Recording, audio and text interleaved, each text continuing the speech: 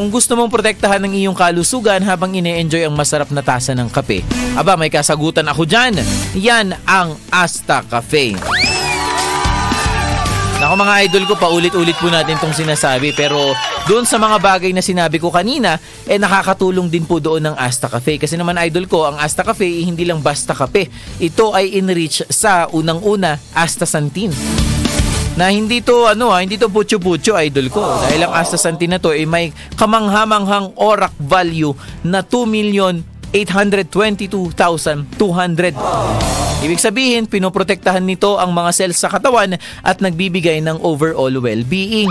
Bukod doon, meron rin pong Moringa oleifera ang Asta Cafe, na kilala bilang miracle tree para sa dagdag na nutrisyon na kakailanganin ng ating katawan. Ano pa? Meron rin po yung chicory inulin. Chicory. Ito naman mga idol ko, isang prebiotic na tumutulong magparami ng good bacteria sa ating tiyan. Alam nyo ba, yung good bacteria, kailangan niya ng tiyan para mas mainam yung digestion natin. And speaking of digestion, meron rin po tong digestive enzymes na nagpapalakas naman ng digestive system para mas madaling matunaw ang pagkain at ma-absorb ang nutrients. Anong resulta? Anti-aging at cellular health lang naman.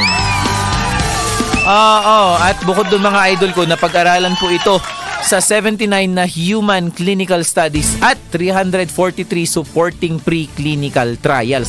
Kaya sa bawat higop ng Asta Cafe, pinapalakas nito ang collagen layer ng ating balat. Pinapabuti ang skin elasticity at nagbibigay ng youthful glow. As a result, yung sinabi ko kaninang wrinkles sa mga mukha natin, ganyan. Nako, mawawala yan.